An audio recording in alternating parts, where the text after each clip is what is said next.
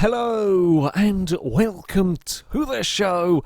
Now in the last Autocross build, I had the Lancia Delta, a small, lightweight, four-wheel drive hatchback.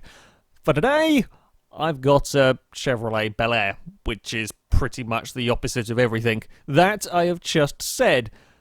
And I'm kind of curious to see how well the Belair will manage, because yes, it is not exactly the first vehicle you think of when it comes to building a car for autocross. However, it can potentially have a lot of power, can have, I'm hoping, some pretty giant tyres, and it might not actually end up quite as heavy as you would expect it. Now, as far as engines go, I'm going to come back to them after I put all the handling parts on the vehicle that I can, because I'm not quite 100% sure what I'm going to be doing. I suspect we will be requiring a change, but yeah, it's quite what we end up going for. We will start off with the Forza Aero. Most important, we may take other parts off to lighten it if we need in there. We're going to get some nice race tyres and hopefully some giant race tyres on here. 2 8.5s on the front. That's looking promising. So we're going to have, hopefully, 3 4.5s on the rear. Indeed we are. Now that is good news. That is good news indeed, having this size tyres all around. It means that we will be able to put all of our power to the road very well, and we should be able to, especially with those decent sized front tyres, we should be able to carry some decent corner speed. We'll probably come back to that later after we've dealt with the engine and so on.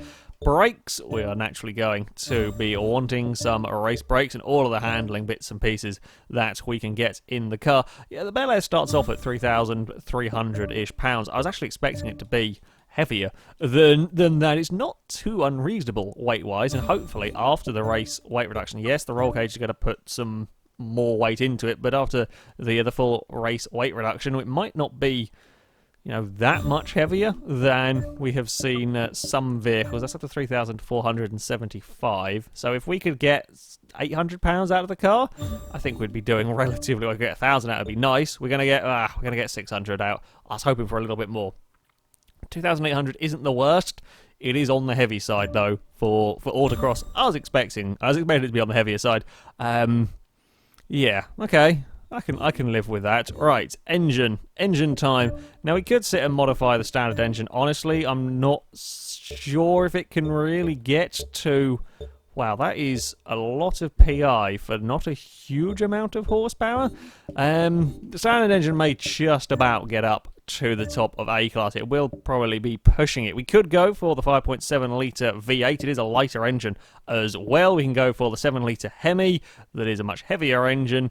The NASCAR engine, naturally. I mean, I could build an A-Class one to have the NASCAR engine in it, but for autocross, I don't need 800 horsepower, and I want the grip from the handling parts. I think we're going to go with the 5.7 litre V8. A little bit lighter, lots of torque from it. Yeah, we might actually keep it naturally aspirated as well. We certainly won't need to go for any of these to get it to the top of A-Class. I'm fairly sure we won't. I think this engine can get some 600-700 horsepower naturally aspirated, something like that. Anyway, we're not going to be getting quite that level of horsepower, I doubt, out of this vehicle. We actually got the weight down to 2,690 pounds. It's only a couple of £100 heavier than the Delta. Shall I say, it's not quite as ridiculously heavy as I was expecting it to be. We're not quite going up in PI as fast as we could probably have to go for this, aren't we? Yes, still. I mean, it's going to get.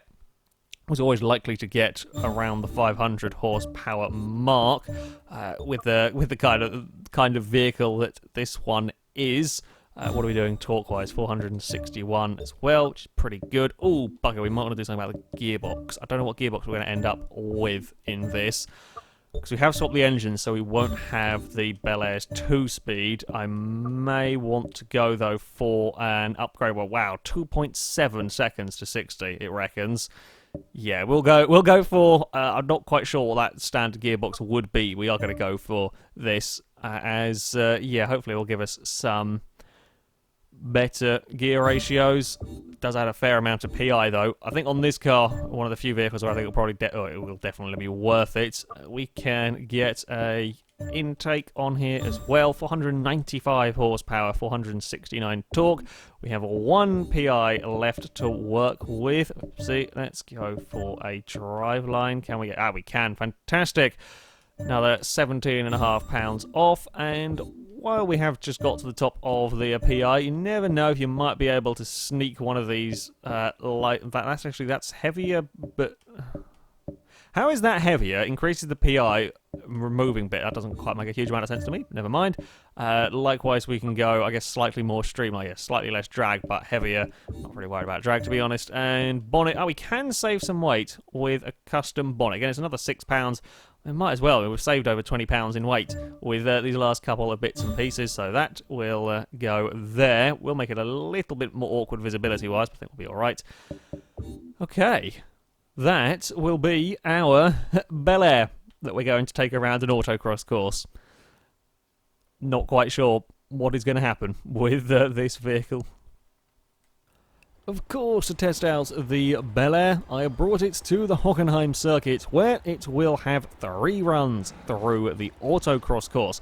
Now, the leaders are unlikely to be that concerned about the Chevy. The Lamborghini Miura's 203.3 is an insanely fast time, and I very highly doubt the Belair is going to be able to be getting near that. But, yeah, just how quick it might go, all going to come down to how much grip that there actually is in this vehicle. Now that we have got the nice big race tyres, race suspension, are the brakes going to be good? We could see an impressive time out of this car if it does have enough grip in all of those areas. If we can carry good corner speed, we're going to have good traction and likely to have pretty decent acceleration in this one. And the handling is already pretty solid, actually. The handling, I've certainly driven worse cars. It's nice having rear grip as well through the first few gates. How much speed dare we take? Okay. Oh, that was... I'm not actually sure if I scraped that barrel or not. That was pushing my luck. I can't quite get the front end to change direction as well as I would like. That one there I have hit. I've hit both of them. Okay, wasn't quite aware of the width of the front of the car. Oh, that was playing things a little bit risky. Yeah, it's actually maintaining pretty good speed. Are we going to be flat out up here? I think we might not be. Have to have a little bit of a lift. And have a bit of a lift. I think we can still get pretty solid speed. Yeah, we don't quite have the grip in general. As fantastic as having these giant tyres are, they're just simply not the grip in the chassis in this one to exploit them, I suspect. Oh, get slowed down. Missed my braking point a tad over there. Now, this is going to be a test for the larger cars here, getting through this tighter gate. Actually, worked out pretty well. A little bit slow on the way in. Means I can kind of straighten up the exit and get decent speed out of the corner. It's not going to maintain the same speed through it as we got from the likes of the Lancia, but it might be able to get some speed a slightly different way. Again, we're pretty damn quick through that section. Once more down towards the hairpin. Let the understeer take it out a little wide to avoid that really arsey gate halfway around there. Carefully does it on the run up towards these final corners. I'm quite pleasantly surprised by the Belair. Kind of yeah, it's not too much of a handful. It's just you've got to be aware that the front end does not quite get turned in to everything as well as a little lightweight sports car would. As we head across the line, there was 3 gates clipped in that one, so 15 seconds of time penalties. It's not looking too bad really for the Chevy. So, on to the second run for the Belair. It does look hilariously out of place in an autocross course. However, if we can avoid the barrels, and I've got to be aware that the front end is perhaps not quite as cooperative as I would like it to be. We just don't simply have the overall grip really in this car. The front end doesn't necessarily get turned into corners in the way that I want it to, and the back end can still step out even with all of the tyre width on this car. So yeah, we lack a little bit of overall grip and a little bit more cautious through that high-speed section. We have at least though got through it cleanly. Don't put a wheel on the grass because that will cause you all sorts of trouble, I would expect, as we weave our way through this next section. Try and make the most of all of the power that we do have available. Oh, that's, again, we're getting good speed on the exit. This is a little bit scary through here. or have kept it flat out, 118 miles an hour, and considering we're having slight wobbles and probably braking a bit earlier than we have done with some other cars, 118 miles an hour is certainly not too bad. Oh, we're moving and wiggling about down there. I have just about, though, kept it all under control. Actually surprised to see so much wiggling going on from this car. I am tending to keep it in second gear out of some of these corners. I think we're still getting enough go. I don't really want to change down into first for some of them where it's kind of just about on the limit. So you're just going to see a whole bunch of wheel spins. So keeping in second. In fact, second is being a very, very good gear for getting around the lap here. Again, slow it down into the hairpin. Brakes aren't bad either on this car. I feared, and often with the classic cars, you can have, like, the brakes are already a percentage increase on Forza, so if the standard brakes are awful, sticking the race brakes doesn't necessarily mean you're going to have a fantastically good car for slowing down. I was worried that that might be the case on here, but the brakes are actually not too bad at all. So it is getting slowed down for these corners, and we already see that it's certainly going pretty fast in the straights, so it's doing a good job at getting stopped, weaving towards the line. 208.3 for the first clean run in the Belair. Okay, I can work with that. On to the final run for the Belair. I think there's a little bit more time to be got out of the vehicle. That previous run, a couple of corners I ran in a little too deep. I wasn't quite as neat through them as I could have been. So if I can get everything right, maybe we can get into the 207s. And for a Belair, I think that would be really rather good going. I thought this was going to be a rather silly vehicle for taking around an autocross course. Turns out, can actually be pretty decent. This is another place, if we can get it right, we can maybe carry a bit more speed. Indeed we did. We just about kept it above the 100-mile-an-hour mark. Yeah, it's not enough to worry the Lamborghini or the Beetle and so on. They've been doing 110 miles an hour plus. Still, that is a good speed though through that section. Okay, we've done one of the trickiest gates on the track. Now for the rest of the course, I've run a smidge wide into there. Have kept my foot down though and maintained the speed. We are flat out this time around, up to 120 miles an hour before getting on the brakes. Yeah, brakes are good.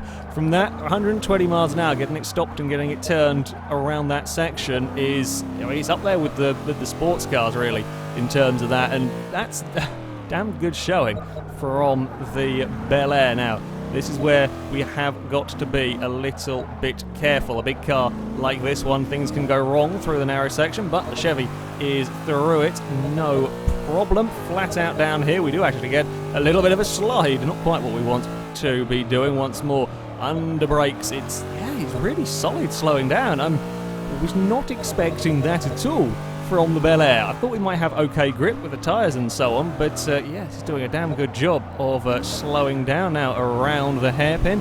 Let the understeer drag on. Just there's a tiniest level of understeer in this that does work quite nicely for getting it through that hairpin quickly as we turn it towards the final few gates, and this is where the Belair is probably going to struggle the most compared to the very small light cars, the likes of the Lancia, the Renault 5, that dances its way towards the line. The Belair is not quite like that, but 206.3. 206.3 from the Chevy Belair. I found some time. That was a pretty damn good final run, actually. I was pleased, very pleased with that one.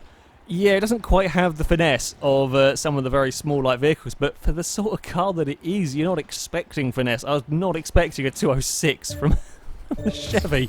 Hey, we got a wheel spin. See if we can get a million credits. That'd be nice. Or $250,000. I'll take that. Yeah, that Belair is actually really not that bad. Like, when I saw people suggest I run a Belair, I thought, well, this is going to be a very silly vehicle to take on the autocross course with. But it's actually a pretty damn solid choice. The handling, yeah, at times the back end can get a little excitable, especially considering the size of the rear tyres has often led to cars being very, very planted. This one is more excitable than some, and just overall there aren't quite the levels of grip in this as we have had from the small light sports cars, as you would expect, but there can still be a lot of corner speed taken in the Belair. It can still carry tremendous amount of corner speed, and then it can do some very, very impressive straight line speed, getting up to 120 miles an hour around this course. The brakes are very good as well. I'm thoroughly impressed with the Belair. Turns out, despite it looking horrendously out of place here, it is actually a very, very capable autocross car, because that lap time will put the vehicle into 15th place. It breaks up the Toyota section ever so slightly. It goes quicker than the Toyota MR2, the Mercedes 190e, Toyota Supra, and Sunbeam Tiger. This is a Chevy Belair beating all of those sports cars. It does fractionally lose out to the Toyota Corolla, the Fiat Dino, the Nissan Silvia, and Chevrolet Camaro SS. It is an incredibly crowded area of the table there, the 206s.